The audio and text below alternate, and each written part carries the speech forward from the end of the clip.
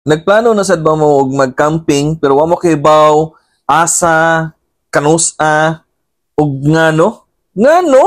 Okay, kailangan din na ipangutan na ngano. Alright. So by the way, nasad mi natuklasan nga new open nga camping site here in Minglanilla, Cebu. Yes, Minglanilla, Cebu ra gyud na sakto gyud imong pagdungog. In 30 to 45 minutes ra na siya daganon from Cebu City, mga bossing.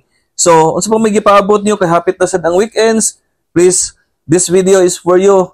Tanawa ni, humana ni ang video para na may idea kung asa ni dapita gyud sa Minglanilla, Cebu. So, di na ko magpaligoy-ligoy pa. So, naali mi karon sa newly open Dungaw camping site located at Minglanilla, Cebu. Again, Minglanilla, Cebu ra gyud ni ha, mga bossing. Nga gitawag nila og Gulyas Heights. So, Gulyas Heights is known ni siya sa katong mga naay kapi-kapi, coffee with date nga overlooking sa city lights. Dungaw camping site, as low as 100 pesos maka-set up na mo or maka-pitch na mo sa inyong tent.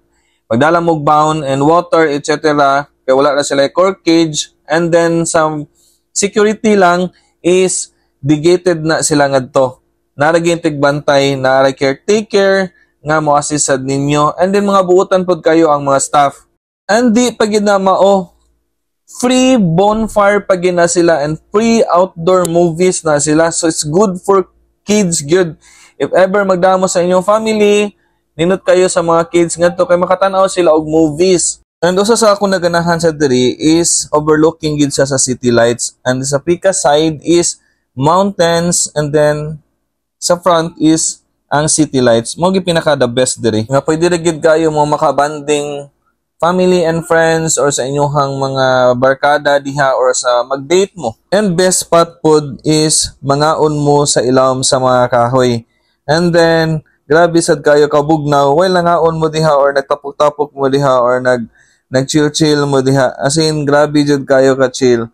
For me, 100% mobalik jud ko diri. And angay gini sa diri balik-balikan nga camping site. If di mo ganahan magpalayo, magpa-stress sa inyong self, sa inyong mga bata, sa inyong family, pues, Dungaw camping site is best for you, guys. So, kay tabian na kayo ko. So, diri lang sa takutog karon mga bossing. And hopefully, naka-follow mo and naka-share mo sa akong video para at least ma-update mo kung asa na sad amo ang sunod laag, kung asa na sad amo sunod nga adventure, kung asa na sad sunod amo ang pakal. Lagi, kay kaning camping manggod is pinakanindot nga banding is ang pagluto-luto and pagkaon-kaon. Okay? So, by the way, thank you for watching my videos. Hopefully, nalingaw mo and thank you.